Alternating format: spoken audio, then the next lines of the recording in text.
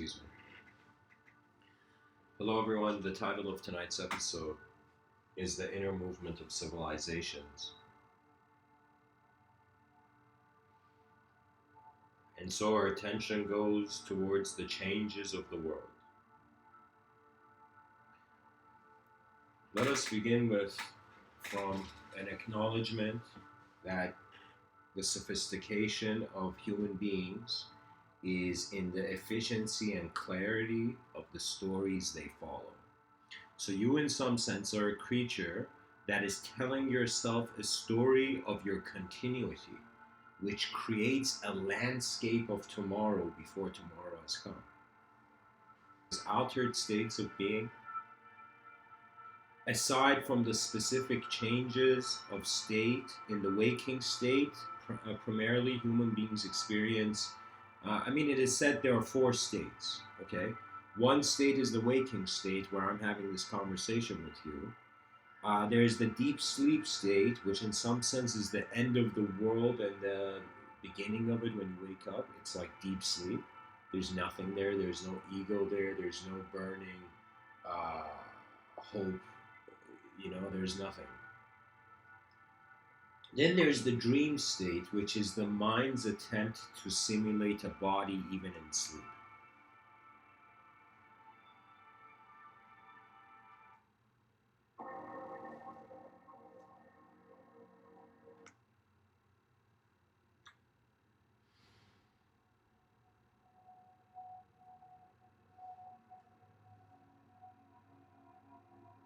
Once acknowledging the waking state of existence, once acknowledging the dream state of existence, once acknowledging the deep sleep state of existence.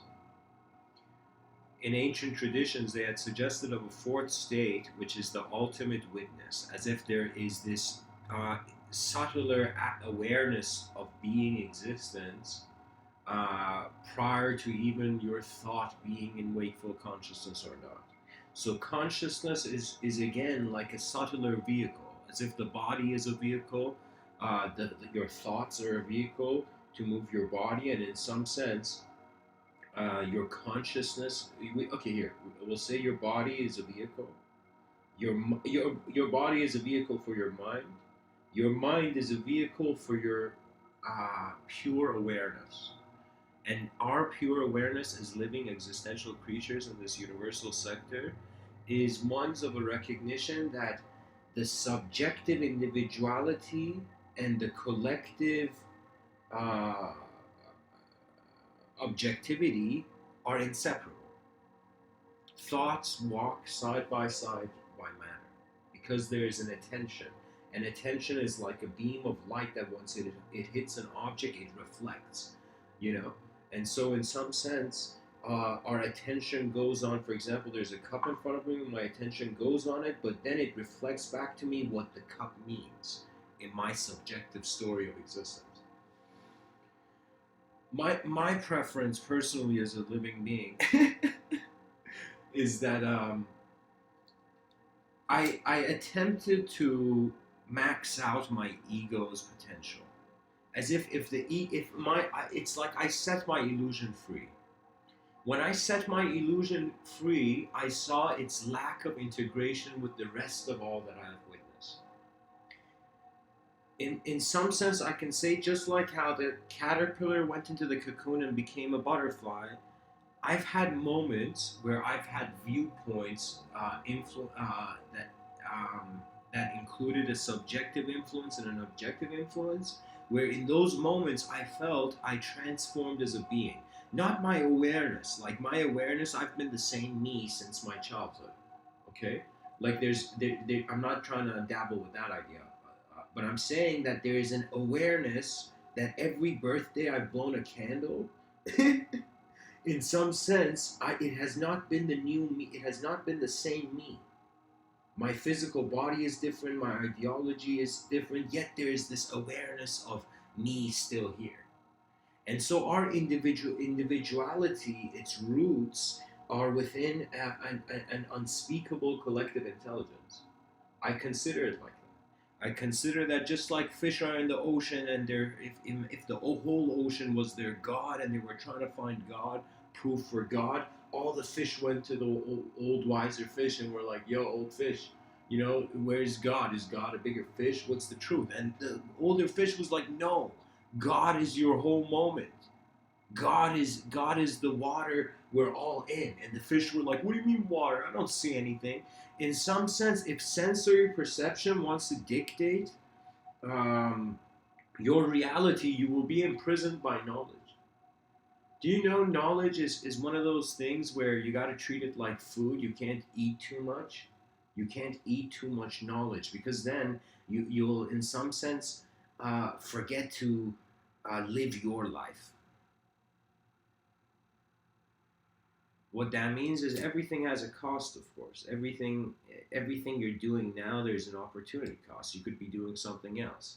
But why you have done the things you have done has been the inspiration of your DNA's expression. For me, the DNA was a seed passed down by generations, and in each generation, it grew as through the eyes of of that moment. So for me, when I started kind of seeing human beings as a natural idea, my mind initially wondered what is the resemblance of a human being's growth with, like, for example, a tree's growth or nature's growth. And I realized nature is this progression of integrated collective influence, as if we are the reason, like many religions. And I find that just in general, if somebody is too stubborn and selfish, if they just want to live in their subjective realm, nature's laws will push you out because you're not a thought, and you thinking you're a thought is in some sense a confusion for this universal sector. We have to find the true eyes of our intelligence. The true eyes of our intelligence are for now in knowledge, but knowledge is like, believe it or not, it's still the shadow of matter. The light of matter is the unknown.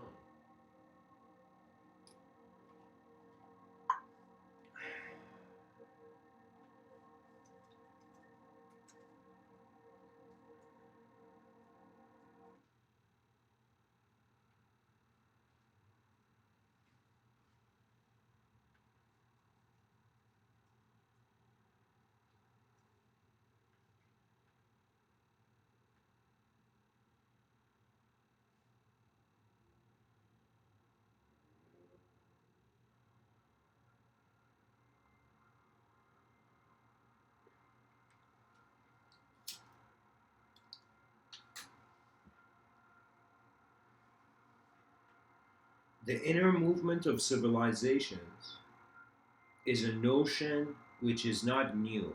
I'm presenting it through new words, but in actuality, it is the ancient idea of logos. For example, we say, psychology, neurology. That ology at the end comes from the word logos. And the logos was even seen, especially by times of Socrates and many of the ancient philosophers.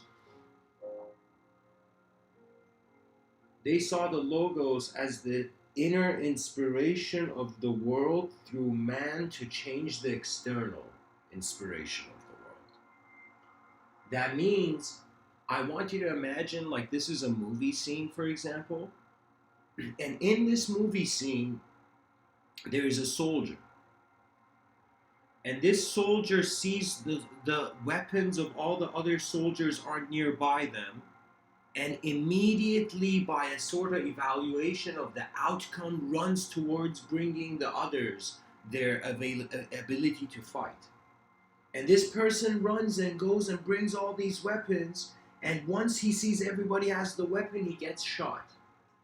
He gets shot, but his team, his group doesn't die. His humanity, his vision, or in some sense his nation doesn't die. Now, even though war is a stupid thing, because it's just human beings on some level shooting metal at fast speeds at one another, like, just go play paintball, you know?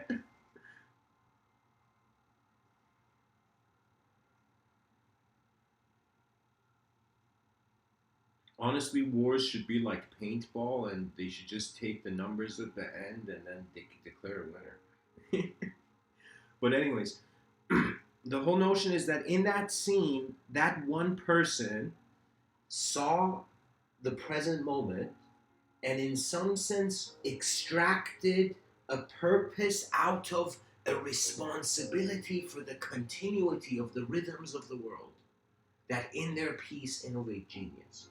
So what I'm saying is that me and everybody listening, hopefully the world gets to listen to uh, these talks, but I'm saying our attention should be what kind of a playing field are we leaving for the children of. So we're teaching us about the pioneers and in some sense the first settlers.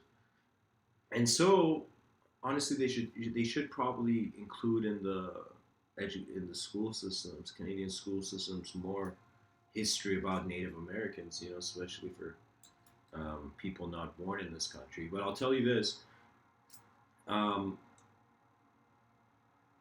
I saw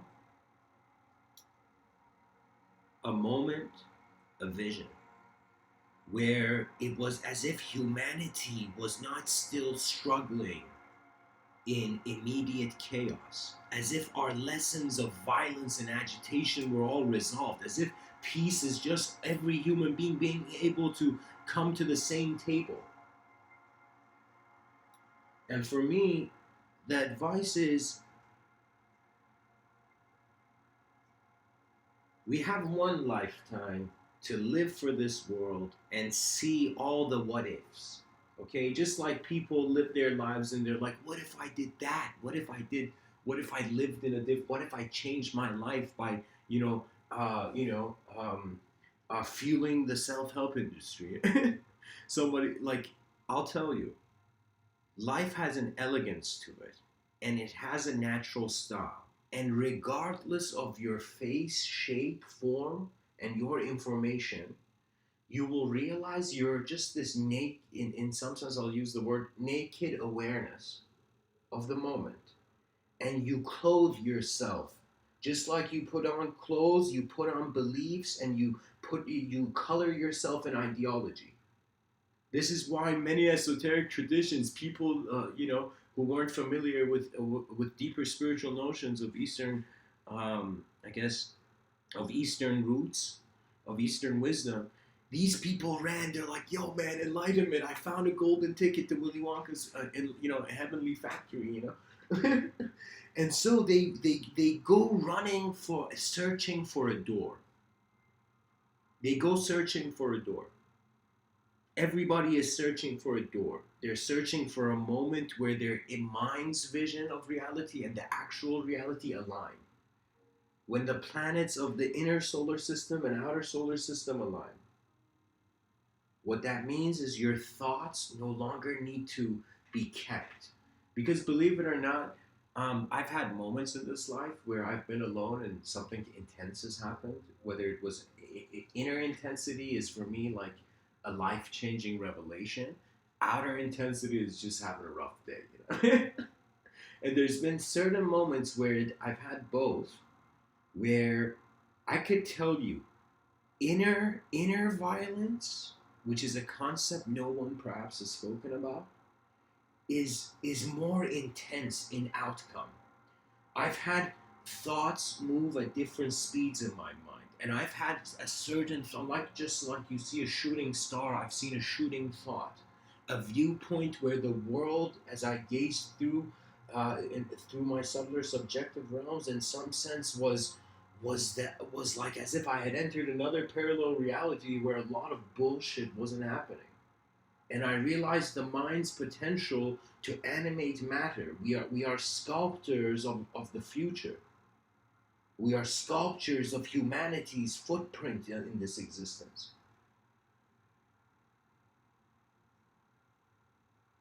And so if our species is creating the shoe, like we gotta wonder what kind of shoes the future generations will be walking in. And probably in 200 years people will either have already embedded themselves in a sort of mechanical reality where their free will feels endless to them in a sensory way. But aside from that, it would be, oh man, I would say, the way your great great great grandkids are going to walk is going to be ones where you will share only one thing in common with them, aside from your DNA, and that is the unknown. Something I know that all my ancestors acknowledged, which kind of gives me a sort of contentment, a sort of acknowledgement of my lineage, is that they all looked at this world and were like, "What the fuck is this? Like, what am I looking at?" You know, and when you realize like that people, that there have been people who very deeply looked at it. There's this very awesome American poet, like this incredible guy with an incredible depth of gazing at life and wondering about life. Henry David Thoreau says it's not what you're looking at that matters; it's what you see. And just we can just wonder about that statement. Just think about it. It's not what you're looking at that matters; it's what you see. It's like someone is pointing at the stars and you're caught looking at their fingertip. And they're like, look at the stars, look above you. And you're just looking at the fingertip and you're like, it's too hard, man. I can't change my life. You know? All I see is this fingertip of suffering. But then you see the suffering is pointing towards the celestial freedoms of a mind that introduces multidimensionality. So let me tell you what happens. You know what the afterlife is? The afterlife is the longer continuity of a subtler body. It is your mind. It is the subjective realm continuing longer than the objective realm.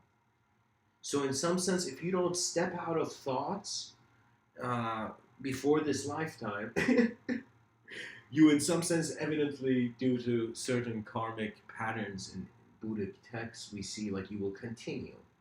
If your idea of self wants to, because your idea, guys, is eternal. That's why people, the thing is, like, karma is like somebody who's got their head lost in a box. They're like, my God, all this darkness, all this evil and suffering. Yet, like, if they take their head out of the box, they're like, oh my God, it's a totally different picture. It is a totally different framework of intelligence. It is a totally different way. As if we saw an advanced extraterrestrial being just land here, we'd be like, holy shit! The way this extraterrestrial being sees himself is in a different. It's as if it's from a different world. So something we have to realize is just self-aware creatures is we are in some sense automatically ambassadors of our design. We are ambassadors of our species. That means if there was 0.0001% chance, whatever amount of zeros you want in between, 1% chance, that what is watching humanity is not just the eyes of humanity, then we are the performers of in front of an endless cosmos. As if when somebody says something and somebody else comes and says something else, and then incredible inventions are made. And also made accessible, because there's two types of inventions. There's the genius of the inventor that has brought the idea, that has made the idea, and there's the genius of the inventor that has made the idea accessible. For me, the thing is, business has lost its honor. That means corruption continued without being challenged. Now, I'm not. Don't think like I'm some Marxist saying this. I don't. I'm a person who says life is totally different when you step out of language. When you function as a direct experience of the moment. When you see the inner movement of the civilization is the rhythms of existence, and your waking life is just how much time you have to experience.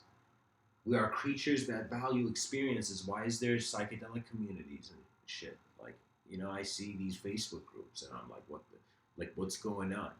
And I notice people, we're just creatures that either we have to generate meaning or like it's all just stuff moving, you know?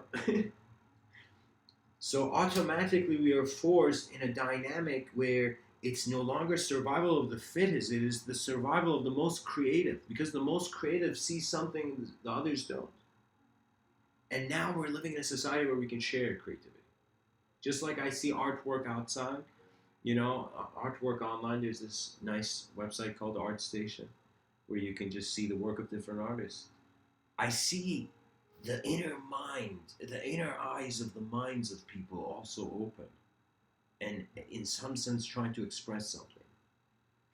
The effect is also happening where it is, as if the cause and effect are lovers that, even though are being pulled away, their hands can never be let go. As if when you separate true presence, there is a roar. You don't understand. If you were thrown in chaotic conditions, you would instantly be aware of the nature of your soul. And when I say soul, I'm not talking about like us visualizing Casper, like some spooky ghost, ethereal ghost. That's nonsense. The concept of the soul is the witness of the mind, and the mind is being the moment that it is in some sense designed to be. So we are the eyes of universal design, whether we like it or not. Now, how we perceive the context of the embrace of this design will be how we pioneer the future. If people have not understood the value of what is behind their eyes, they will not understand the value of what is in front of their eyes. The inner movement of civilization is knowledge as metamorphosis into the recognition of new wings in the unknown. Our species requires pilots of consciousness. Human beings that no longer fear the world to go and even cry about it or be depressed about it. You have no time to be depressed. You are the navigator of existential forces that have manifested through your common will. You know? There is 8 billion artists in this world, but only few of those 8 billion have remembered it. You don't understand the power of novelty to introduce a new dimension of function.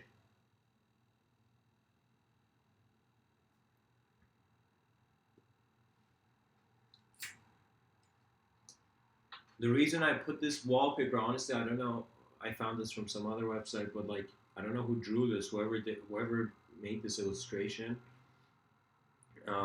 great job.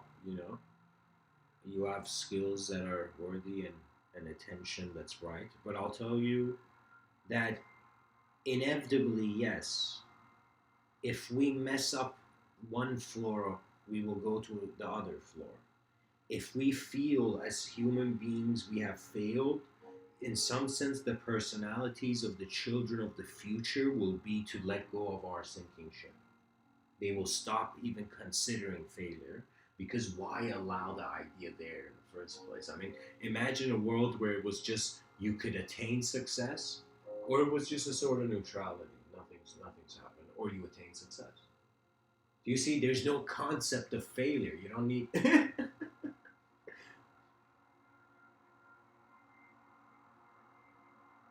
The mind is something where, as you align and as you abide by your honesty, you first find an honest world to exist in. After you have found the honesty of your realm, of your reality,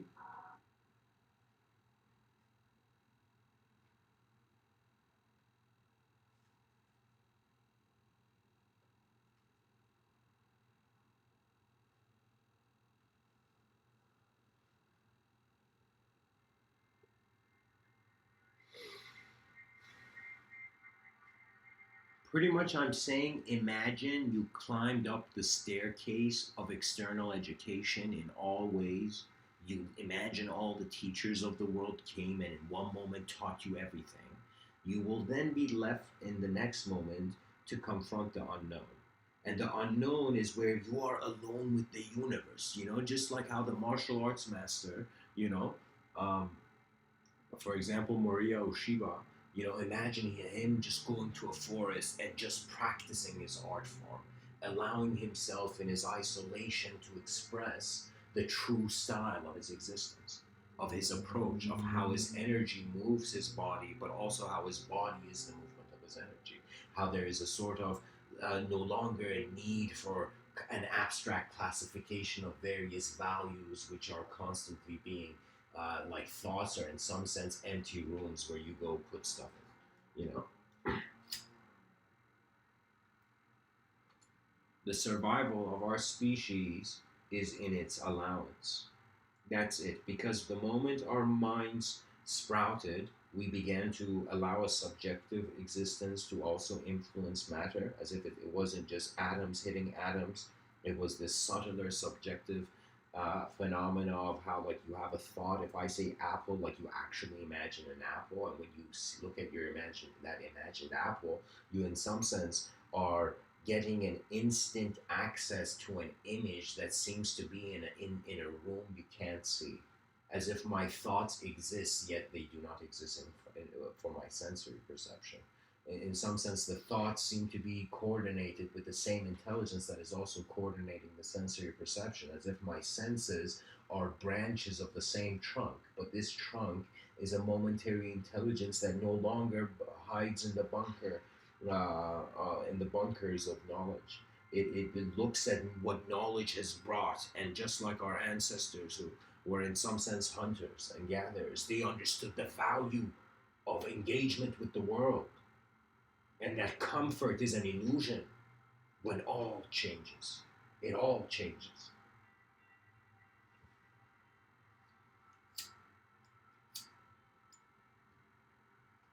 The king of the world could have left this world, could have had, it's as if that person who had experienced kingship and then walked off. And when he walked off from that moment of ego's ultimate worship, because kings, the whole idea of them, they were like, people's attention need to be on my ego, because if it is not, I cannot rule them. Do you see? Do you see the ideology of mankind? We are in some sense friends in the same war, yet some people can all, like, our guns sometimes point at one another.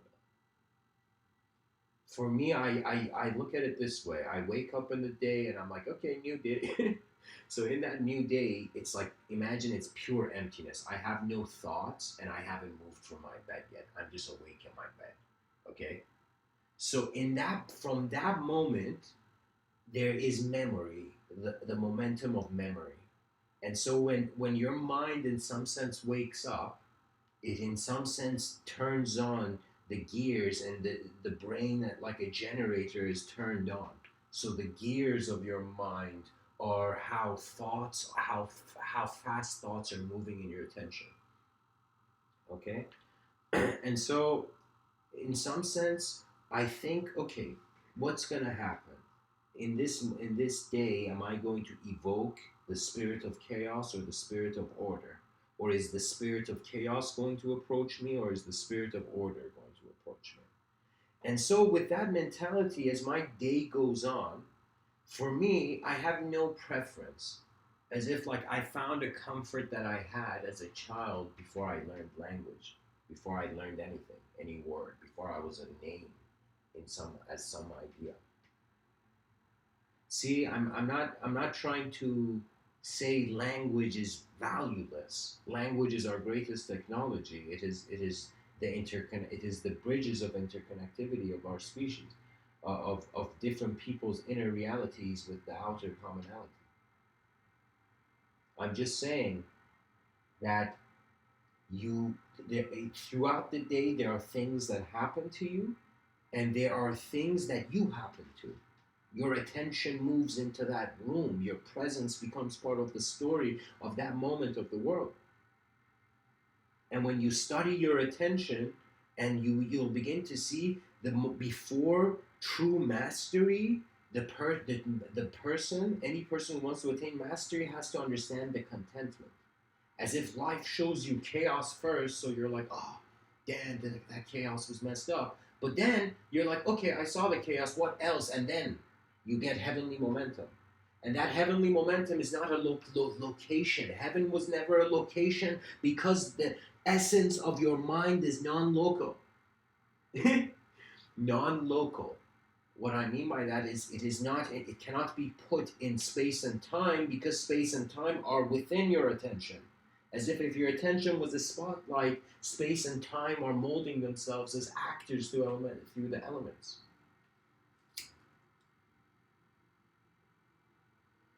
Do you believe I came to a moment in this life where in my silence and stillness and solitude, as if like before the idea of success, failure, meaning, no meaning, before any search, I looked at what was here. I looked at uh, what I was wearing before I looked in the mirror. Our thoughts are abstract garments that in some sense mask the one attention to the form. As if many psychologists that study Carl Jung, even Carl Jung, he conceived that society is made of many different archetypes. But I will tell you that archetype is just based on when the senses together became first active, the first snapshot of form, the first image, waking conscious image the child had. And some people say that waking conscious image of the child is when the child breathed and like the moment of birth. I will say no. That's not the first. That's, I mean, that could, you can say like that's there. You know, you can say the mental field of the living being is endless and even timeless, and like the guy who became a Buddhist and realized he was incarnating the whole time, suddenly began to also ask and be like, what the hell is incarnating? If each lifetime has its own personality, am I like just these eternal eyes, you know, oscillating between lifetimes? You know, like what is the between temporary lifetimes? Like what is this? Why the show? As if like your eyes have opened and existence is a movie, and you're like, okay, why am I seeing this movie? And that's when you, in some sense, in how can I tell you, like like there's a difference between a person who's been at war and a person who's never been at war but thinks they know what war is like. They have not had that experiential intensity and levels of savageness be introduced into their actual sensory perception.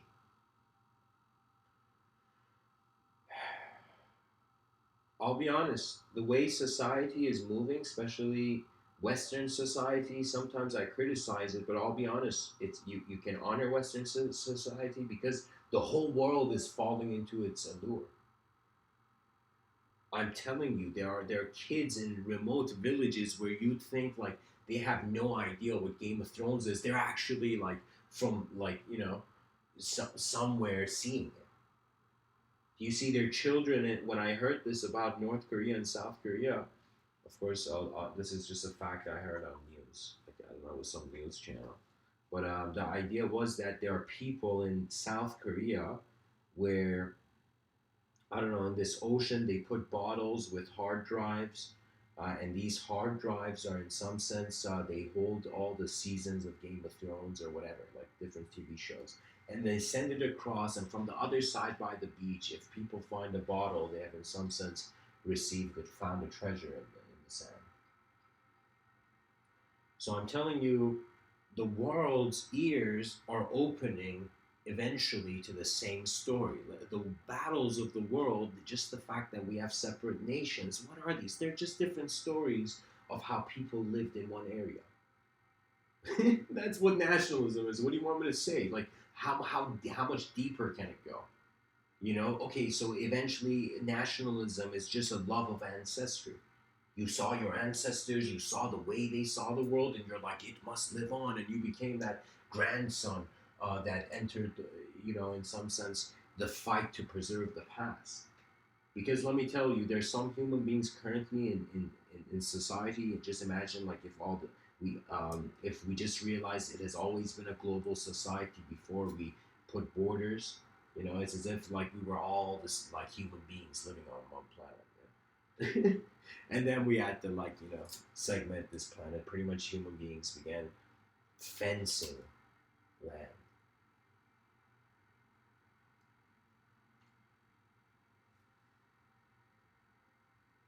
Sometimes when I look at the behavior of human beings, I see that even like myself, I'll use myself as an example. Sometimes my free will, which is an attention before it has chosen something, when it chooses, like something, it is either inspired as if the realm of thoughts, like just the spirit of thoughts, whispers into your domain of awareness, and you see the spirit of emotions, in some sense, manifest as waves. Do you understand? Like your emotions are, you're not your emotions, but you are a creature that can receive it. You don't realize your emotions can be, are just how one moment is in some sense gravitating vision towards itself. You are that kind of creature. You are a creature made of stardust. A creature of stardust. Because stardust is the most humble word in existence. It's as big as a star, but it is a dust compared to what lies, in the unknown.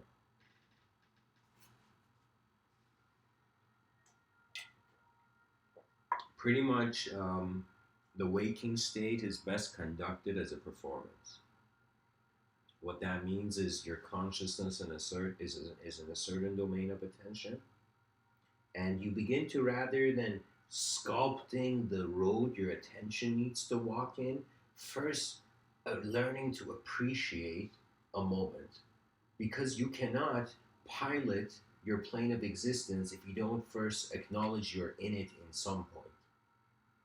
So you gotta first find, you gotta master your reception as a creature of the world. Like how you receive the world, you gotta first make that more accurate, make that more clear to yourself. And once the vision of, like, once you're not so convinced, like your thoughts right now, your beliefs are like and the architecture of a city, and each belief has a unique architecture. Sometimes for me, beliefs are, believe it or not, like structures. They have foundations. They're made of one substance. Not one substance, but different substances. They're made of a substance. For me, anything externally I would consider divine or miraculous or spiritual, I recognize it is also the inner. Light is entering my eyes. And I can't, like, question it. And there's no need to question it, because I'm saying, like, when light enters your eyes, there was something, a show going on before you could see it. And that's the unknown. That's the presence of mind. I'm telling you, dear creatures, dear Homo sapiens,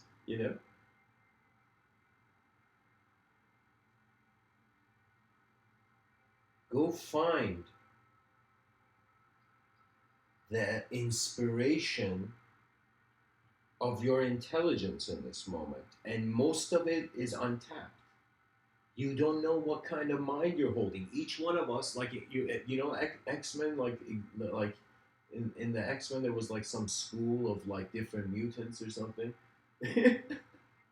It's as if every DNA is one of those, but not in a way where it has an immediate way of like we sound like we have superpowers like Superman, or Wonder Woman. It's like the way we have an ability is in our governance of attention, as if your belief, your knowledge is like this inner city that's dynamic, that allows the new to enter, to become citizens of the past. The tolerance of the past only brings karma. If you're someone who wants to right now, like if you had an option to be, you're like, yo, Mr. Within, is there a way to become super, super lucky?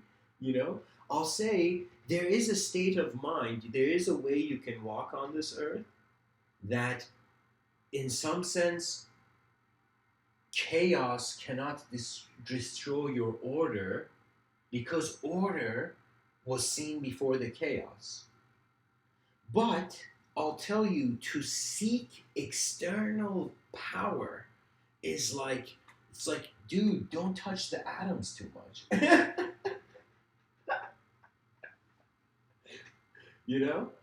As if, like, imagine a mad scientist that wanted to cut up the atom, then cut up what's inside the atom, and keep cutting endlessly to find, like, that grain of sand which. Let us see the value of the mind is to change reality. The most honorable people when I went to the art gallery, it's like I wasn't seeing artwork, I was seeing the people who had created those artwork. I had seen human beings put those designs together. For me, my life is like 50% of it I do things, I function in the body, and 50% of it, in some sense, I don't try to tell nature what to do. I want to see how nature has allowed life to be. So for me, there's no good or bad. Those concepts are ancient.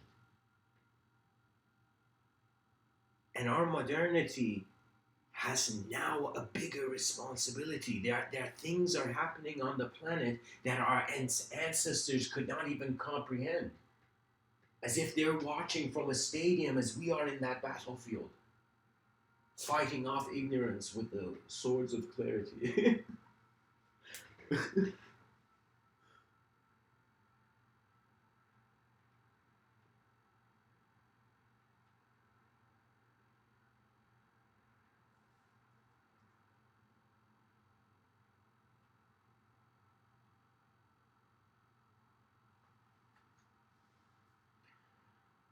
So,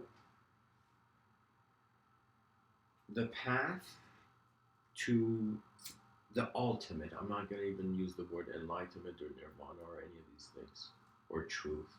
Let's say the ultimate. You're a creature that's experiencing the moment, and you're like, okay, what is the most ultimate state of being? And first, you'll realize that's when your intelligence, which was first uh, entertaining the idea of constantly dividing,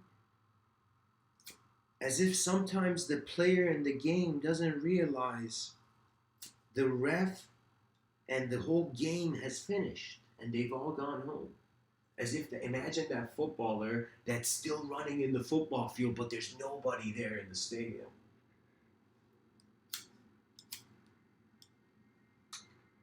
For me, your imagination is can be as simple as like drinking a cup of coffee.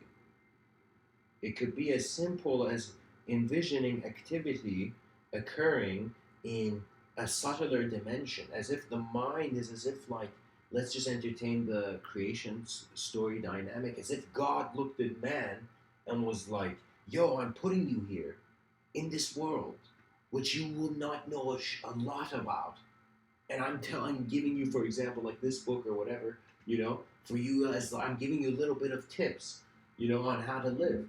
But what happens to you is left to your free will. As if, like, one can say the religion stories is a father saying goodbye to his son as he drops him off in a school of another world. And so I find that human beings are DNAs within DNA, like the DNA that's passed on through generations. I don't know if this is spoken about in scientific journals, but I hypothesize, I see it in this way, that the emotions your ancestors had, the states of mind your ancestors were in, your lineage was in, before you, who's now like the torchbearer. But I'm saying, like, the emotions that they had sculpted how they responded to the objective realm. So what I'm saying is that the world that your ancestors lived in is imprinted in your DNA by the ways your behaviors in some sense express. For me, when we come to the acceptance of the unknown, that's when we get power in our knowledge. That's when the logos begins to spring. That's the inner movement of civilizations. It's as if we're like, holy shit.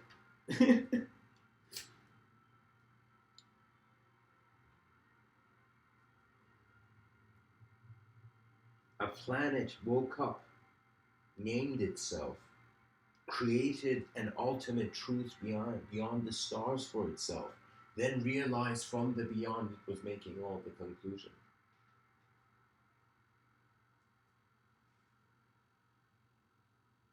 We have one opportunity, we have one blessing as a species that many people right now alive in this moment of history they don't realize. Our blessing is that we are a young species. We are still like children, you know, as creatures, as existential creatures. We're like children. Instead of our toys were first objective. Now they have become subjective, and our whole civilization is built on the stories we tell ourselves.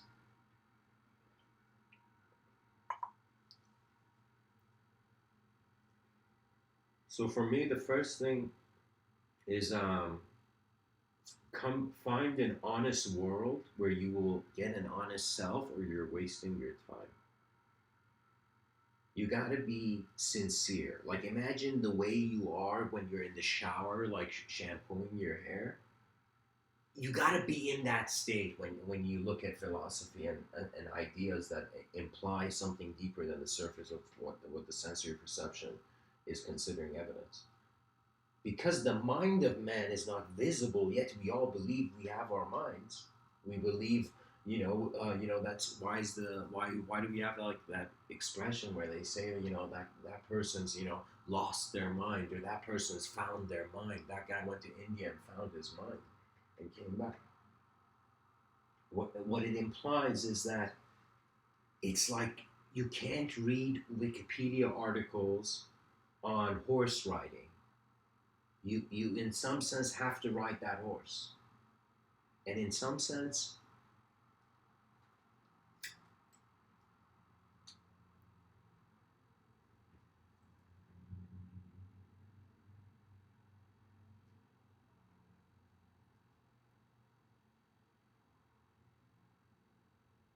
you got to become responsible, not for only your objective reality, but for your subjective reality, and how you also seek independence in an infinitely changing world. And your independence is like how you are in a situation of dependence, in a situation where you depend on many factors, yet at the same time, your eyes are your eyes.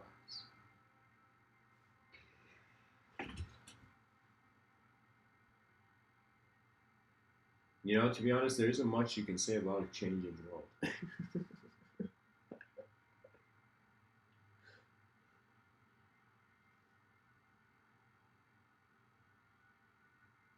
For me, I feel that many people, they should just go buy like a stack of printer paper or something and a pen, and just put it on a table where they walk by a couple times throughout the day or whatever.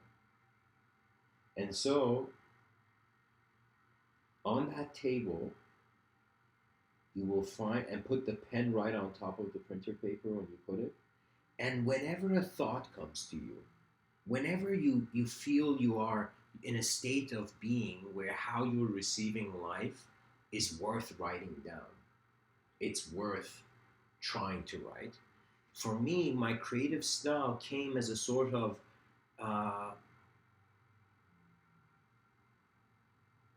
it came from how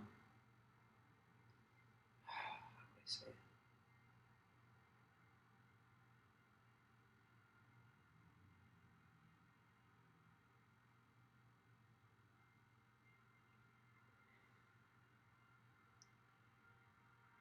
It's like improvisations of nature.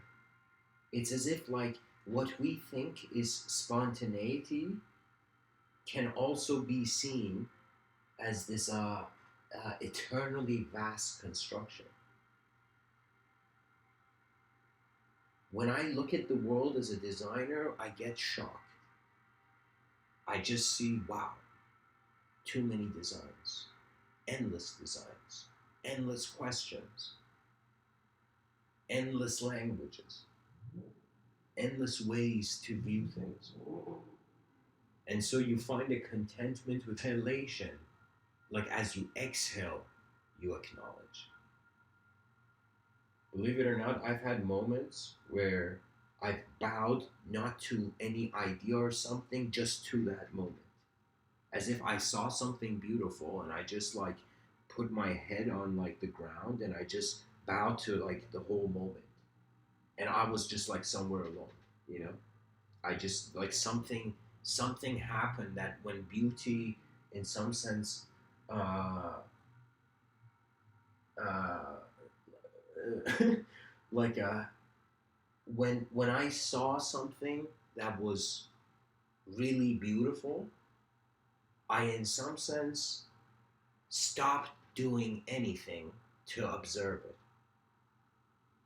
to capture a state of mind, because the world can be full and empty at the same time.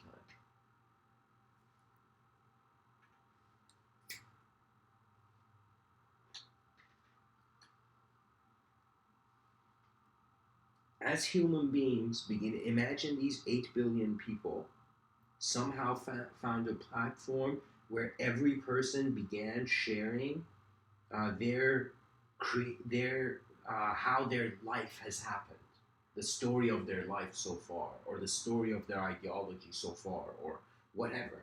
They just share something about themselves where their honest existence can be seen by others.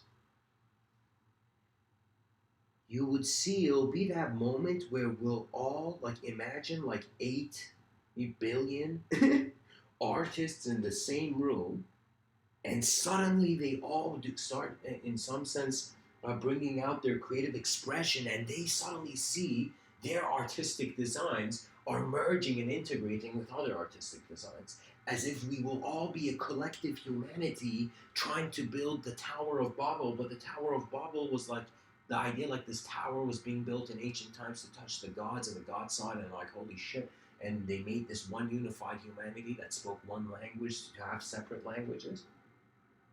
And so we, in our mind, will, in this unified state, be like audience members of the greatest performance of our contributions. For me, a true warrior is a warrior that knows not only how to put down his sword, but how to put down the subjective reality, to put the idea that has blindfolded man for many years, that of violence is power. Jesus Christ, violence is power. You're just a bored creature that feels it can just. It's as if like, what can you tell the blind? What can I say if the person has never seen the world? If someone has not seen the value of the creativity of our species compared to any other species. I don't see like lions drawing art. Like there is like believe it or not, like a fish where under like at the bottom of the ocean it makes geometric patterns to attract mates. But like we are very complex creatures. And when we look at nature, we see it simpler than ourselves. So when we go in nature, life seems simpler. But in actuality, when you're in nature a long time, it's not like nature is simple. Nature is incredibly complex. For me, if I sat down and I saw like imagine a video of somebody talking compared to a video of like some natural documentary where it's like animals are engaging with one another in a natural environment, I'll be honest, it will be so much more complex and challenging for me to try to look at uh, various manifest forces of nature interacting with one another. It's as if, like, just like a chemist saw a chemical reaction, that person saw a lion eat a gazelle.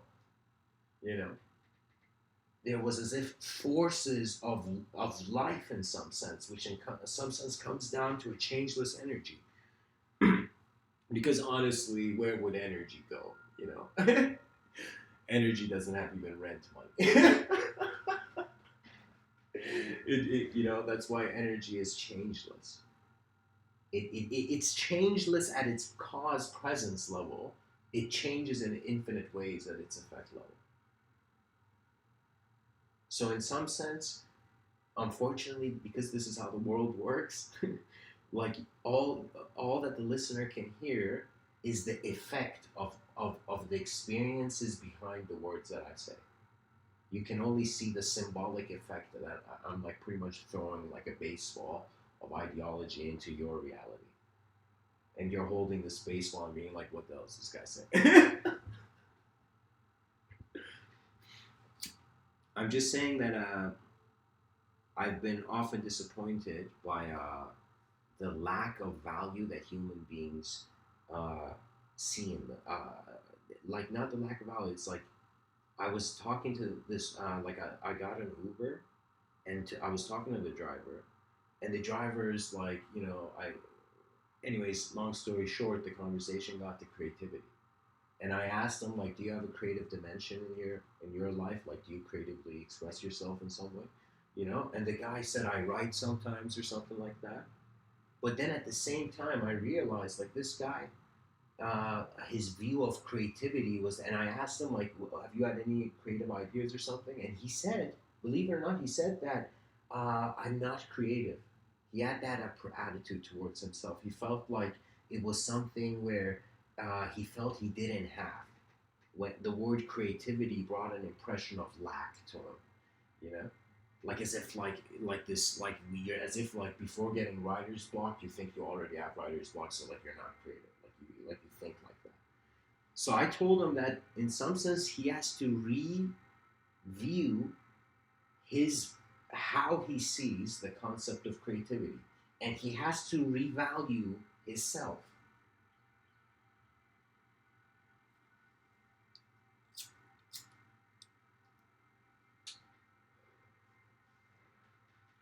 You walk very gently on this earth when you master silence, and you master the stillness of silence, and you master the movement of noise, and you also see how they are codependent. You see that what we are calling knowledge is in some sense just the sounds a sophisticated ape is making. Do you see? It's as if free will is your mind, where when you like realize there's something free in this moment, looking at itself, being aware of itself, that's your mind. Ta-da. And so this mind is you, but a part of you that is the watcher of the moment. It is how it's like who the senses, like your senses are like messengers coming to you, giving you a story of the world, and the one receiving that story is beyond the story. Because I don't see people talk. They talk about heaven and hell, afterlife, in the after this lifetime. But what was there before this lifetime? How can people so easily be like there was nothing and then there was all this? Do you see? There are secrets hidden in the dark. And in the shadows of society, it is the remembrance of the light and the yin yang symbol that will free mankind. Just draw the yin yang symbol on any bad neighborhood. Just constantly draw it everywhere. It's going to remind the person that chaos cannot exist without order. And order lives to protect itself from chaos. Pretty much I'm saying we shouldn't take the story of our humanity seriously, but as experiencing creatures, we should really wonder about the tools that we have accessible and in some sense creating the road for the future. We are all pioneers, whether we like it or not. It's like the whole opportunity cost deal. Whatever decision you make, you could be a person right now who goes and what's a good example? You could be an artist, you could be an athlete, and regardless, you are just the expression of a design of energetic intelligence. Your value comes in realizing beliefs that a lot of people can, in some sense, survive in. We can, in some sense, also create a subjective structure of civilization that has not been seen before. We can plant the seeds of a humanity that could never fail. Because conception wise, it worked differently with the past.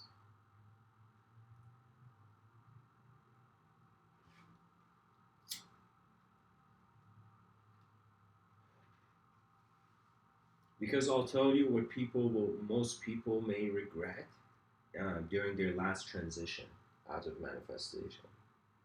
They will regret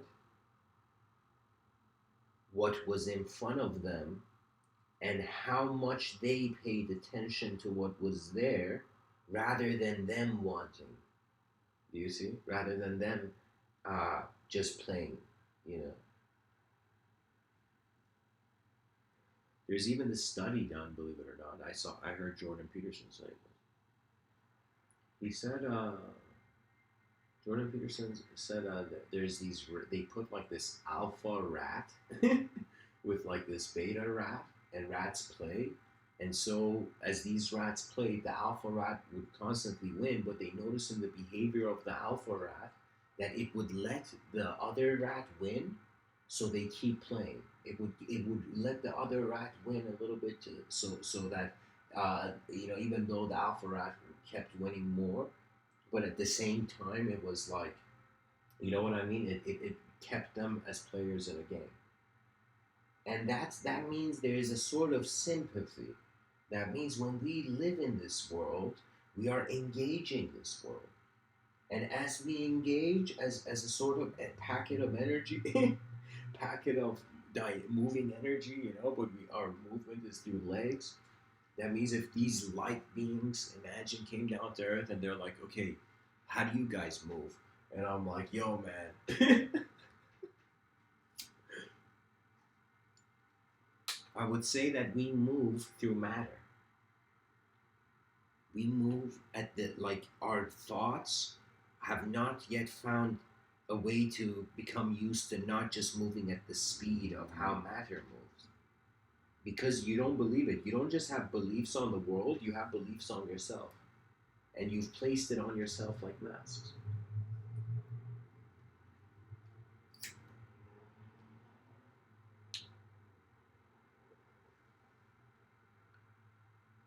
Find your great work.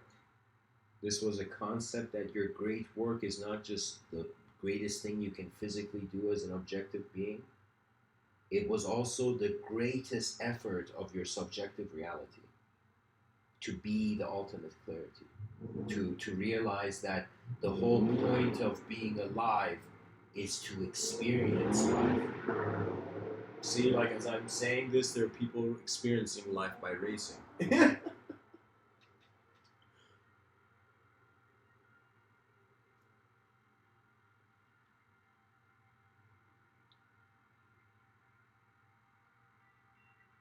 The playful enter paradise first, and this paradise is too playful to comprehend.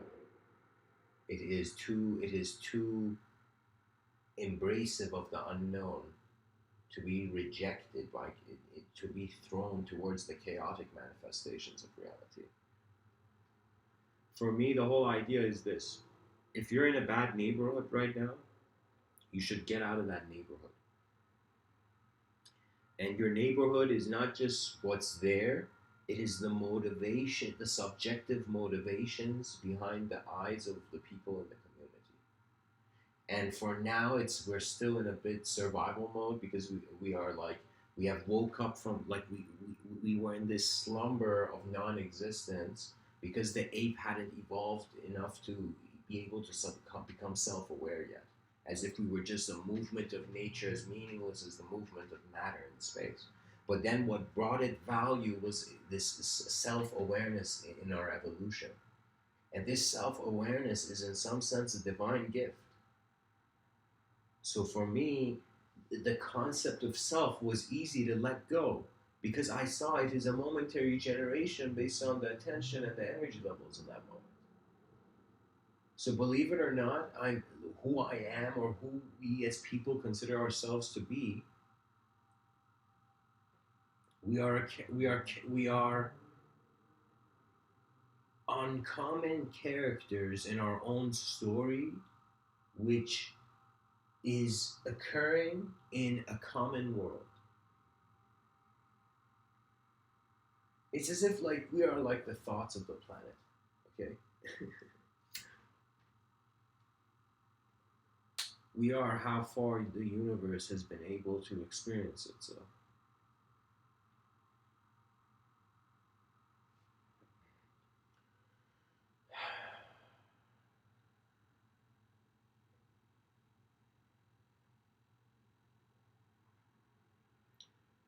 Jalaluddin Maulana Rumi, the Sufi poet, says, out beyond ideas of right doing and wrong doing, there is a place. I will meet you there. As if he's looking at all the people back in the day. Do you know there's been gurus on this planet who don't accept disciples? Because they feel to accept the disciple is, in some sense, foolishness in the first place. Because the idea of the guru is the liberation of the individual, and the liberation of the individual has to be every person's individuality on their own. Because nobody has your own eyes to see the chains that you're held by, to see the past that is still sculpting and maneuvering your intelligence. So I'm saying that you're an advanced communicator. You're pretty much a moment of being. You're the whole moment, and your body is an aspect of your moment, and your thoughts are an aspect of your moment, and your sound and your voice and how all of these blend into an intelligent moment. All of these is how you're in a bubble of knowledge in an unknown universe. So you must find presence. You must find your presence. There is no greater teaching. Like who the hell is teaching something? Like I don't understand what these gurus are doing. I think they're just making money from exercise. But I guess a world that is forgetting exercise needs that. I don't know. But anyways,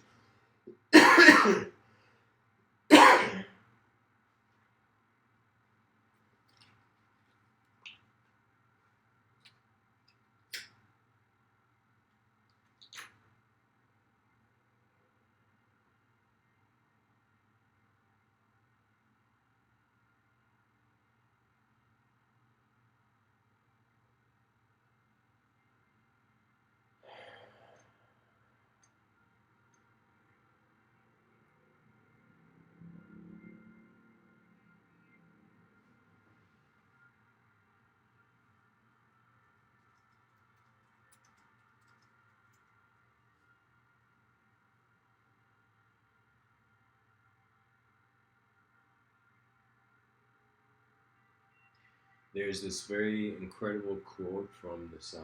I just looked it up online. I couldn't remember the full one, but is that this quote is from a man from 700 years ago who, in Persian culture, is celebrated as one of the most creative minds that kept culture alive. As if you don't understand, some people, you know, uh, they their egos are only created on one design, which is to protect existence. You won't believe it. Like there are people on this planet who just have that spirit already in there. As if they were a Buddhist, they'd be like, "Man, I learned this shit in past life." But if they were like a hyper Buddhist, like they would be in some sense, they'd be like, time is the game of the attention.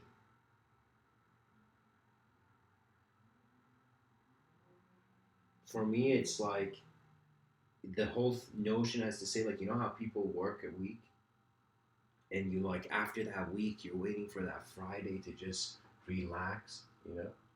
You see, instead of waiting, being in moments of non-celebration, and then experience the moment, means you don't act as a thought. and you let yourself your emotions to just take over your, not take over, but just to, like, you can shift. You don't understand, like when I say the secrets of the universe are in your attention,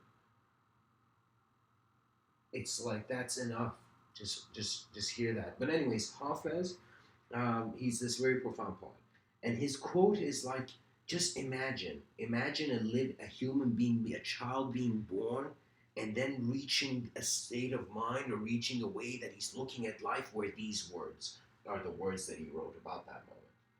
And he says, one regret, dear world, that I am determined not to have when I am lying on my deathbed is that I did not kiss you enough. One regret, dear world, that I'm determined not to have when I'm lying on my deathbed is that I did not kiss you enough. Yeah. This dude's like, this dude is pretty much saying,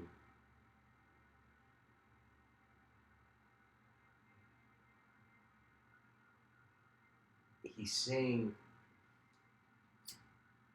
once you get out of any other idea and you realize there is a sort of beauty to the unknown existence of a creature bound by knowledge.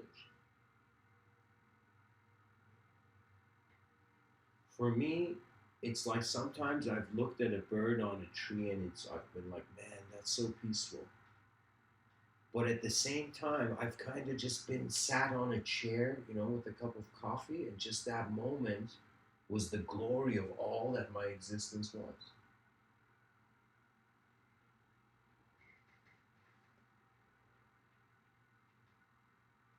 The mastery, once the mastery beyond thought is achieved,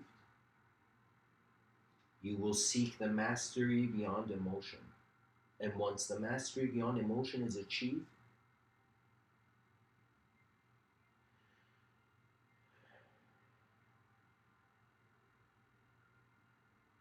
you master the moment through a total contentment of now. And this is the real you. Before language,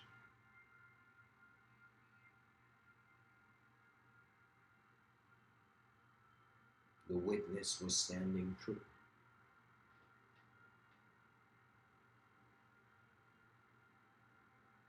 This being, Hafez, is hoping that he lives a lifetime where he sees the world truly.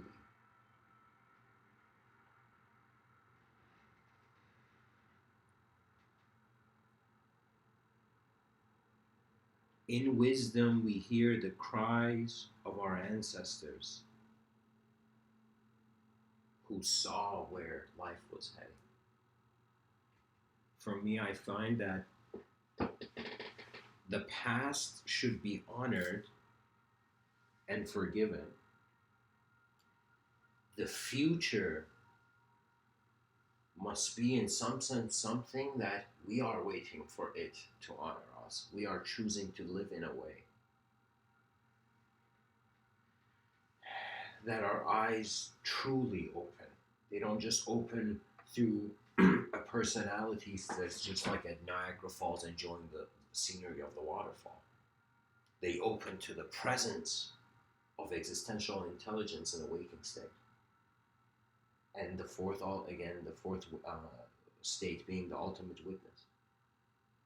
This ultimate witness is as if like that dude hearing that dude talking about the God, and that dude talking about science, and that dude talking about all these different ideologies, all these different rooms with their unique architectures and memes, and in some sense, it's like your presence is the undescribable.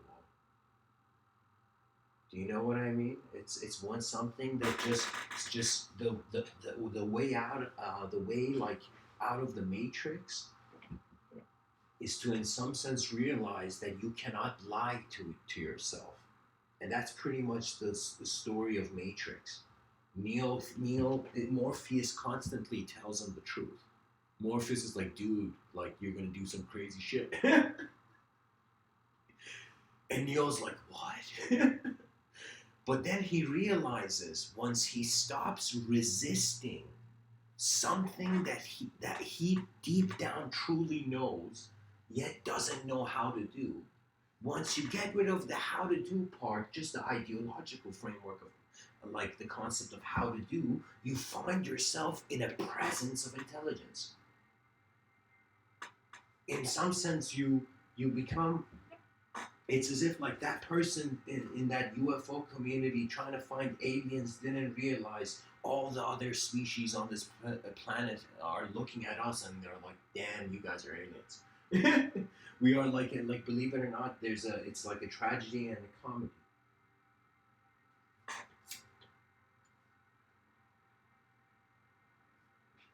Comedy tends to tap into the unknown and cross the veil of thoughts through confusion. As if confusing moments of incredible meaninglessness are they make us laugh as creatures. They make us do that motion. When we are surprised, you're either shocked or you're either in some sense like you vibrant. You're like, wow, For me, I got bored of my past, so I made an effort with these talks to, in some sense, work with a vision of the future.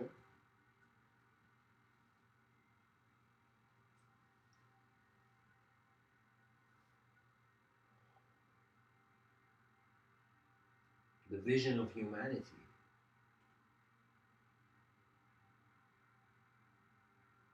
is the glory of an eternal now when the temporary wondered where else could they go?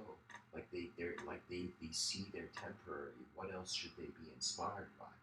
Your mind will forever try to preserve the concept of eternity. Do you understand what I mean? Even if you choose not to. If you right now say I'm spiritual or not, whether you like it or not, your mind is oscillating between an eternal view and a temporary view because it's oscillating between non-existence and existence. Pretty much every time you blink, that's what happens, right? There's an instant, like just instantaneous sort of non-existence, suddenly existence, you know? And in that moment, you don't understand, just like your heartbeat is an oscillation. For me, I was very depressed and like, not very depressed, but like, yeah, it was momentary. Just like I have momentary, like moments of, very profound, like, uh, you know, par excellence moments. That means like where my state of mind I felt it was walking the fields of its ultimate freedom. But there have also been moments where I have, in some sense, been chained by the past. I've been pulled into my past and required to animate it again to function. Do you see what I mean? You're a bunch of stories, just like how you feel you're a bunch of atoms. You're a bunch of ideas grouped together, and that's you. But what is here, present, is will forever be multidimensional for the ego. That means the ego, I consider the ego to be the idea of you.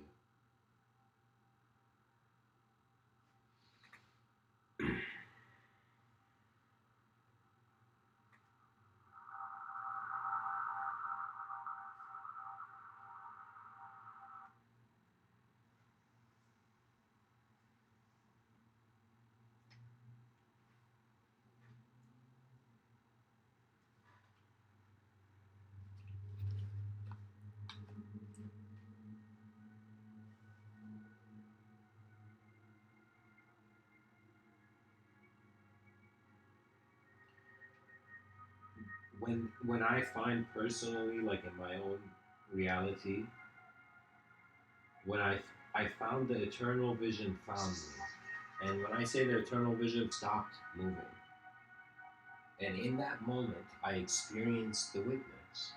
I realize I am the witness. I am the eyes that are open. I am the attention beyond these eyes. I am the attention that stands as the beyond. So for me, it's as if like some people feel they're gonna die. I feel I was never born.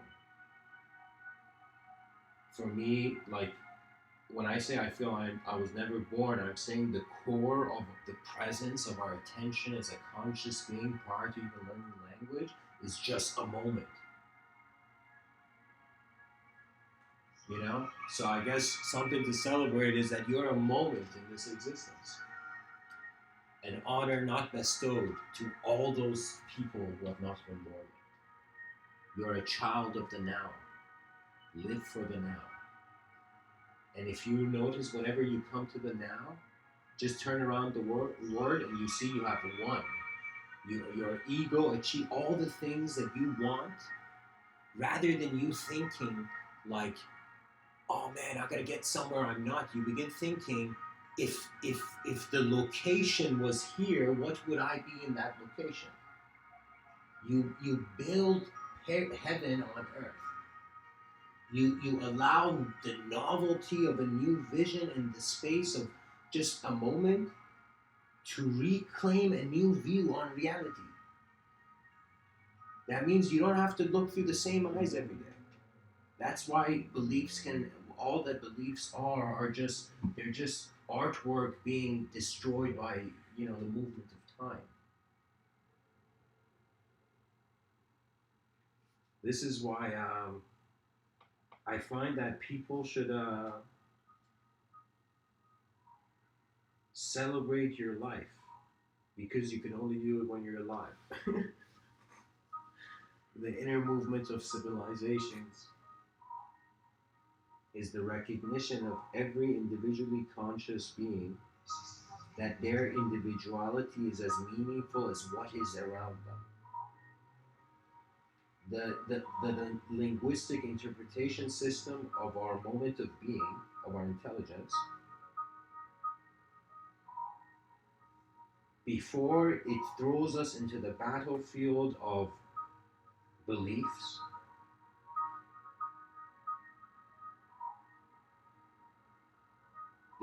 there's a quote that many generals throughout history have in some sense said, and it's that you need to serve before you can command.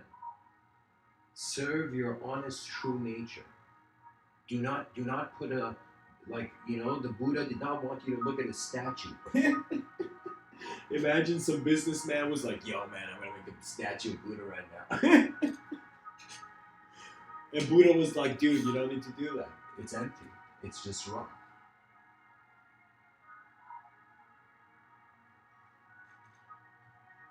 A clarity of a state of mind.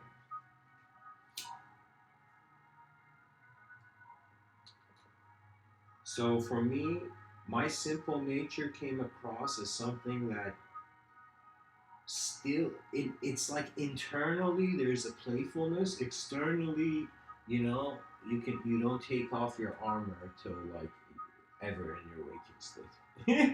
So what I mean, you don't take off your armor is that individuality is valued, but the collective vision is where all the value is going. We need to create a game. Like I had this suggestion where kids in school, like in middle school, should just be given questions that are current world problems. In these kids studying these current world problems, getting access to these big questions that like the most advanced organizations on this planet have. Once we try to confront world problems, children in school, instead of the teacher you know putting a cartoon for the kids to watch, like that's some weird teaching, But I'm telling you, like,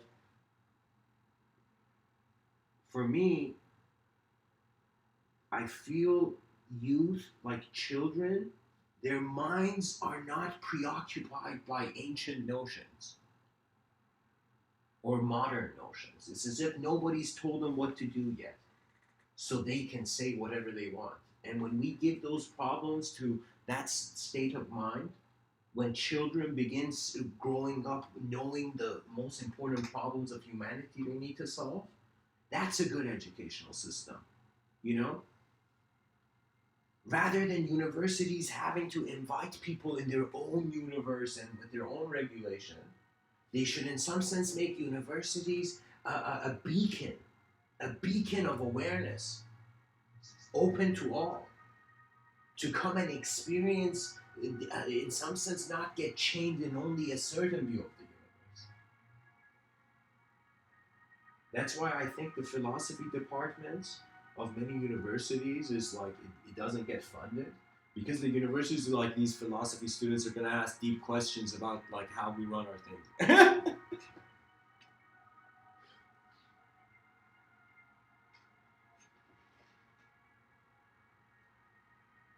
A lot, study your mind, pretty much. Study your moment.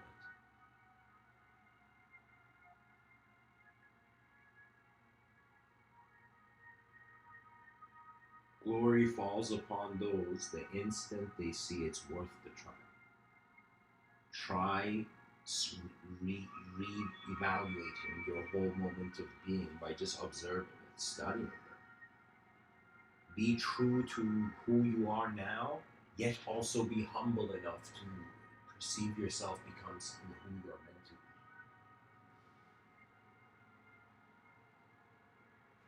Because the eyes of the past are only open to see how the eyes of their future is going to open. What greater game can we play? That is the game of civilizations. Hence the narrative where the inner movement of the species, how the mind of people begins integratively and creatively creating it's as if when 8 billion people share their worlds and these worlds begin to somehow find a commonality, build the Tower of Babel again, and through a sort of geometrical justification, it's like senses can be summed up in geometry, but that's I'll talk about that later. But like what I'm saying is that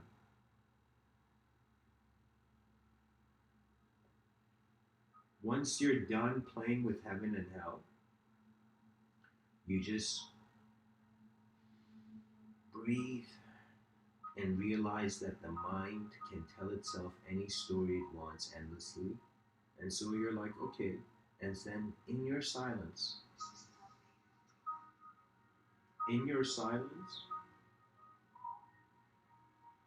through a simple natural energy level where you naturally are functioning,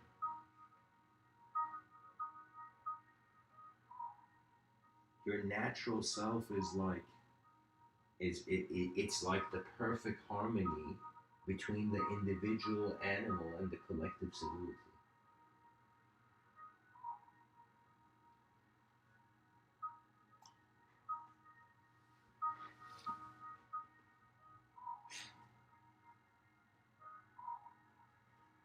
You know, authors, why they hate the world ending. You know, like imagine an author that writes about like that the world's gonna end. You know why they hate the world ending? Because nobody's gonna read what they've written that the world's gonna end.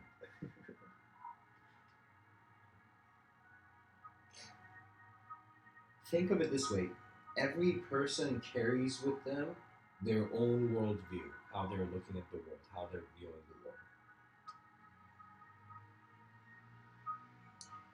This worldview must be flexible to readjust to that being's free will's decision making of where to go. Because your sensory perception only in an individual dynamism begin having meaning. Because we say the senses of a person, and a personality cannot occur if the creature never moved. So when there's movement, the whole subjective realm, in some sense, the subjective reality is in some sense to your ego, because your ego is made from various archetypes, which are ways that your senses receive as thought. And when I say your senses receive as thought, because for me, we are like biologically multidimensional antennas. I don't see myself as a thought. I don't see myself as an emotion. I see myself as a presence of attention, and attention being present. That means before I could question who I am being. That's the value of the moment, to be honest. The moment is like the canvas for the painting of the meaning that your mind sees from reality.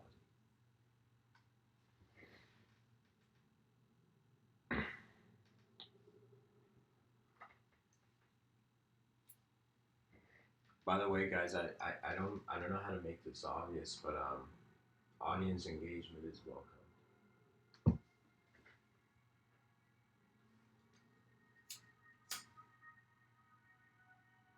Because our minds exist in a certain way every day, only for that day. Do you believe it? Like, there's been days where I've slept and I'm like, wow, I'm gonna say, like, I won't be able to see all those things that I saw. So you begin appreciating sight.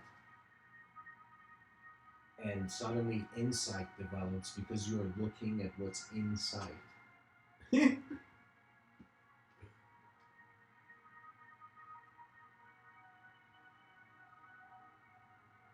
Aldous Huxley has this nice quote where he says,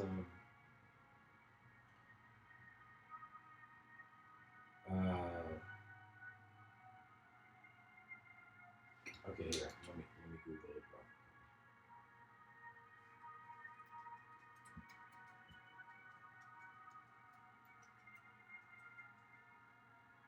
Oh, here, he says, um, no, it's not there. Just a second.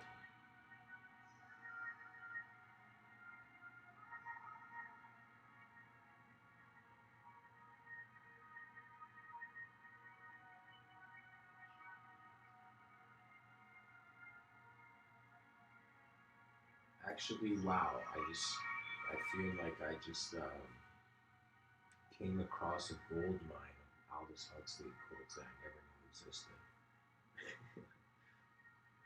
Where's the quote from?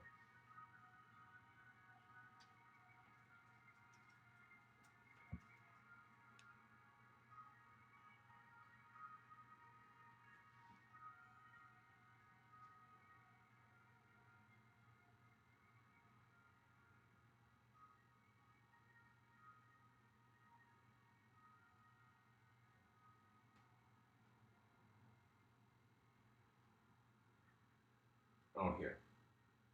No. Here. Oh, here, I found it.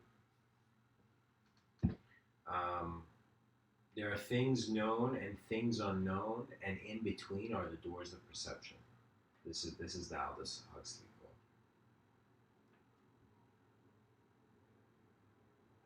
Wow. Here's another quote. Aldous Huxley says, "Every individual is at once the beneficiary and the victim of the linguistic tradition into which he has been born. The beneficiary, in as much as language gives access to the accumulated records of other people's experiences, the victim insofar as it confirms him in the belief that reduced awareness is the only awareness, and as it vehicles his sense of reality, so that he has all too apt to take his concepts for data, his words for actual things." Okay, this is unfortunately not a full quote, I think. Thank you, Internet, for your accuracy.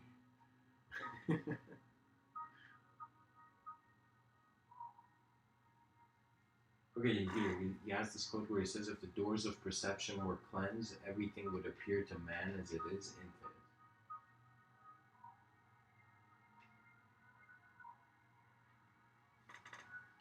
The world is too unknown to be known, so you're playful with knowledge, yet at the same time, like in a natural way, thoughts appear.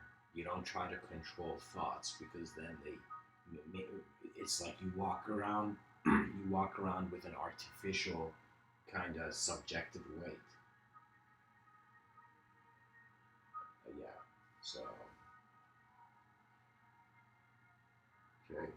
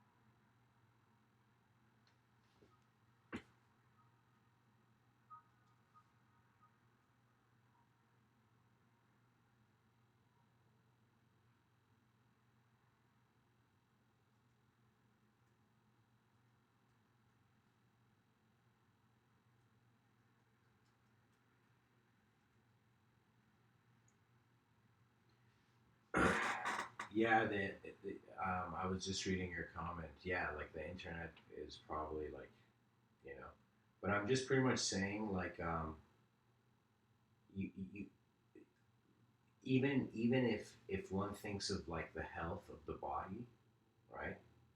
It's honestly how you stand, like how your sight stands will suggest your health.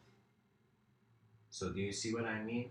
That means like sometimes pain occurs and I just observe it. And when I observe it, I am not the pain. Do you see? It's and when I say the way you stand, this is like so crucial. Like honestly, the way you stand is your presence. So right now, who you are, you're standing in a way, and you're in the way you're standing, you have like these, you have certain views of what's happening. I'm telling you, be playful with your views. Even if like the world's coming to an end, be like, okay, just like what can I do? You know, like you just even if you have like I'm telling you, uh, external problems don't need to constantly shift the attention of the person. And because the attention of the person is like, so if you think you're a mind, you want your mind to have freedom, right? So in some sense, you want to, because there's this inner urge for freedom, you also seek the best of everything you see in your moment. You know, you want the best things, you want the best health, you know, all this. So I'm telling you, just just acknowledge your presence and just find it's there's nothing comes nothing aligns a person more than this. For me, like I'll give you this. I'll give you a nice example, if in case like it has more to do with a sort of emotional kind of experience. But I'll tell you this. I had a moment in my life where the way I was looking at the world, I felt so like it was the and before like even I was too depressed to even think it was depression. I was just experiencing this very low way of looking at the world. Okay, and I was in this like, unfortunately, I was like smoking a cigarette like in this or what can I tell you, like this third floor like semi balcony thing. And while I was there, I was in this stressed and depressed state of mind, and I was like, you know, what if everything ended? Like I had that kind of thought. Okay. And let me tell you this, I was there in this kind of stress, like I had these tears of frustration and inefficiency and all this, like all these things I've noticed, like noticed in my life in that moment. And it was like, how can I tell you, it was, I suddenly got bored. I got bored of generating or accepting views of myself that was just unnecessary. Do you see? So for me, I don't let external pain change the story of my attention, change what my attention, in some sense, is automatically by design inspired towards. So that's the thing, right? And I think where are you right now? What country?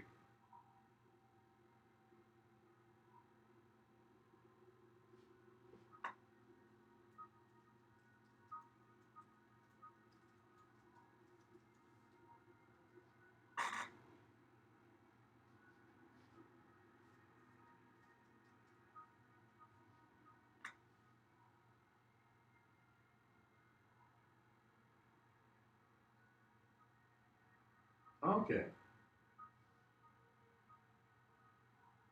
nice man, nice. So okay, okay. Yeah, you know, like different locations. That's really cool. You know? There's someone listening from the states. Nice. I'll tell you this: if you see like an environment around you, study the environment, study how the environment has shaped you, and also study how you are shaping the environment. And in creative expression of any sort, you will tap and you will find a moment of freedom. Like that rock star on stage, like was being totally himself. Like he had a state of mind, just you could say like a Zen master, what I would say. You know. A moment where you're all in, where you are acknowledging the moment and all that's in it.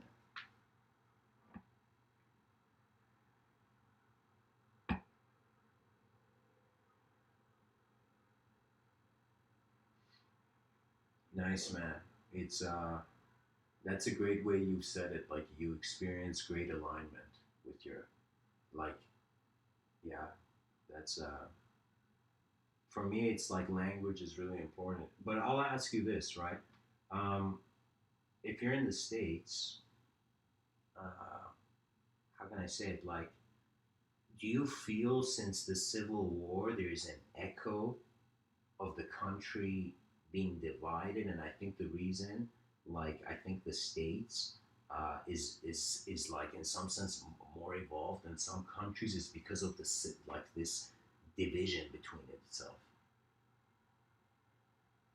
So I don't know, but I don't know. Like, if you have any ideas on that or like how you see it, I'd be curious to know.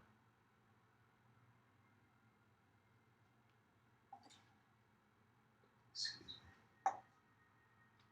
just almost drank from that ashtray.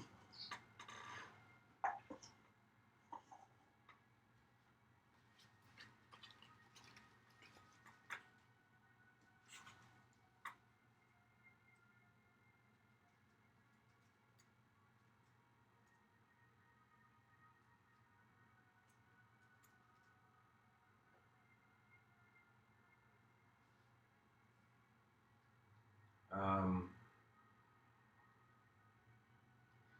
yeah, it it not that it's more evolved. I mean, yeah, I could yeah, it's more evolved, but in a way where it's like there were more challenges or problems they had to, I don't know, maybe go through. Yeah, yeah. Some I'm saying it's like the inner awareness of the nation of what the values of the nation became more clear when there were tensions in the nation in the nation. Don't you think something like that? I don't know. Like that's the idea I'm getting. You know,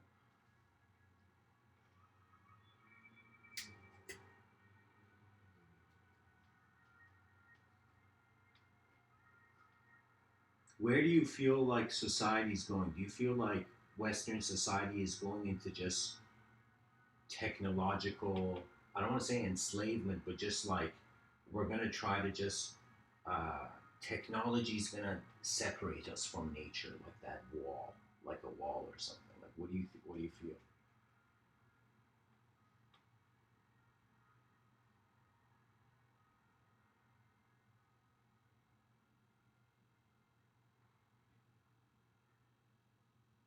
I mean, yeah, of course. Like, there's always someone who's the captain of the ship, you know.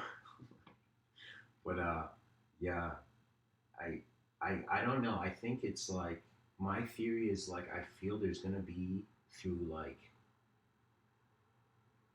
people are gonna return to nature, but in a way where they want to have their state of mind be as natural as nature in an unnatural environment. So I think the biggest theme, especially for let's say films or something, is going to be man's war against nature, and the consequences of it or something.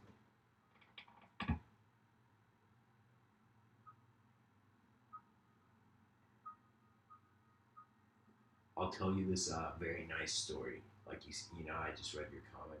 Like some who exert control and want to take it that way. I'll tell you this. There's this story where there's this like yogi sage, and he goes to this mountain. He goes to this king, you know, and there's in this kingdom or something. The king is not allowed to see him, but a prince sees him, and the yogi's standing there in his like simple like yogic cloth back in the day, just like some garb, and they have a wooden bowl or something, right? And and what happens is that this sage has gone there, this yogi, this like spiritual wild man, and he's just appeared there, and it's like the prince of the kingdom is there. The king is too like in his own throne to even care for this guy, to even acknowledge his reality. And the prince is there, and the prince comes and sees him and says, "Get out of here. This is my kingdom." You know, you know. And the message says, "I'm here to save you." This yogi goes up to this prince and says, "I'm here to save you." And then the prince just gets surprised, like he's the prince of a kingdom, and he's like, "Save me from what?" And then the yogi looks at the prince and says, "To save you from yourself." And I think as the story eventually goes, that prince becomes like a very self-aware being. But anyways, like, yeah, there is control, but I think control can be blind because it chains itself attention only to what it's controlling, so it misses out on the world. Like think about you having to watch over like let's say you having how would I say it? I feel any like if I control like an object, like my phone is in my hand, okay? When it's in my hand, it's occupied my hand from all the other things I can hold. Do you see what I mean? So what you control, you're chained to, your attention just holds on to. So those people trying to control, they'll eventually find themselves in a moment where they're like, okay, why am I doing this? That's my hope for like, social change. Those people who are corrupt are like, holy shit, why am I doing this? Like, what's the point? But I don't know, like, how possible that is. Probably not.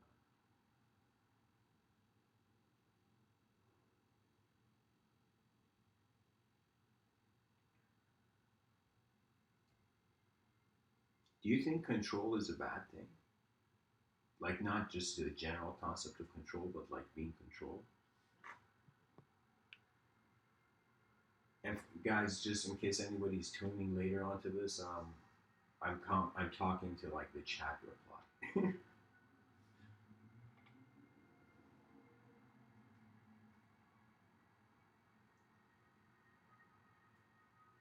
Thanks. Yeah. Yeah. It's the mind moves so fast that you can't even praise it. Believe it or not. Gandhi, like you know who Gandhi is, right? Guatemala. No, not Guatemala. Mahatma Gandhi. Uh, Mahatma Gandhi, he had like this quote where he was saying like every day I sleep, you know, like I wake up and I'm like it's as if I die and I'm born again. Like that's how far Gandhi went. So he saw himself as a new being every day rather than the same being chained to the same past, to the same belief system, to the same limitations as you know as the others. There's this funny saying they say, like I heard this in Iran, and they say like a king. I'm sorry, not a king. A shoemaker looks at his son, who was a shoemaker, and says, "Son, what do you want to be?" I wanted to be a king, and I ended up being a shoemaker. You just wanted to be a shoemaker. What are you gonna? So it's one of those things where you aim high, but you don't control.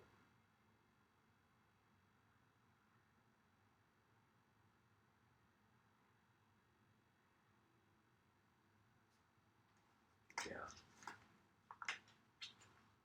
Thanks for responding, by the way. This is interesting. I don't get to do these chats on live, but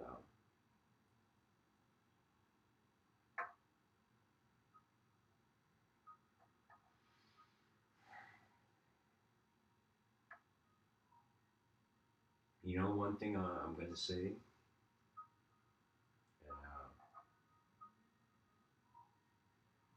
ask your, uh, yeah, yeah, I'm totally down. But also open the thing, bring up the idea.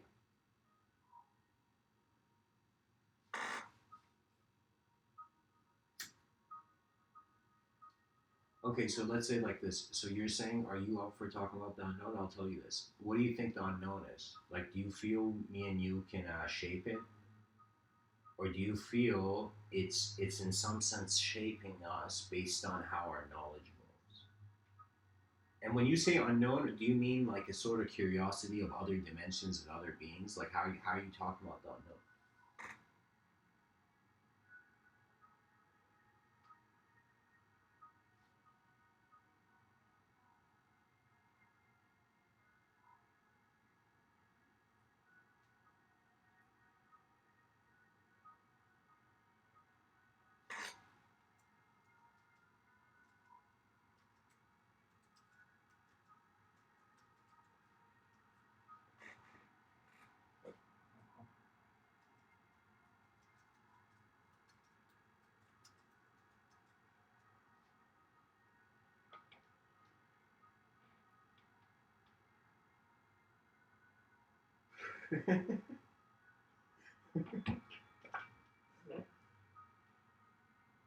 Yeah.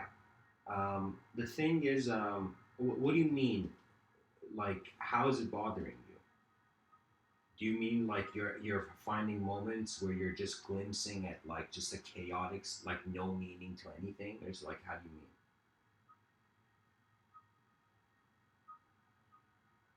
Okay. Ah, okay, okay, okay. So I'll tell you this. I get a sense of what you're saying. And bro, I'm just gonna call you DT. Okay.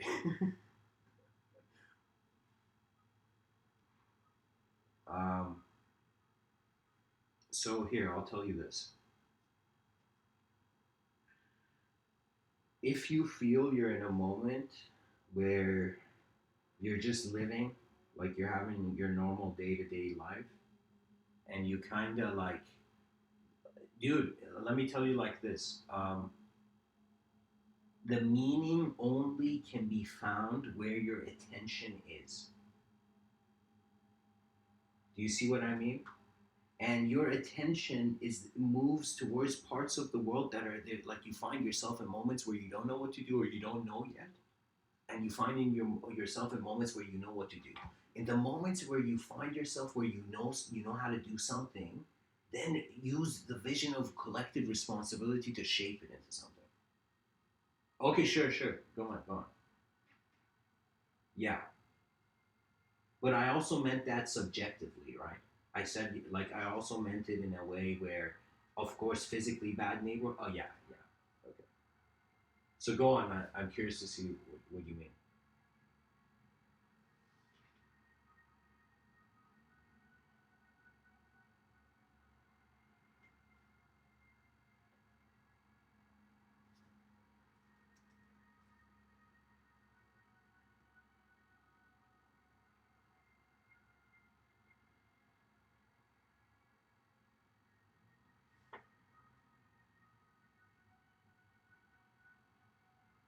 Mm-hmm. Like you mean in a way like an inevitable, just like man, it's too much energy. I can't like it's like pushing a wall kind of scenario. Is that what you mean? Like you're putting an effort to push the wall, but the forces are ah. I'll tell you. I think I know. You know what it is? It's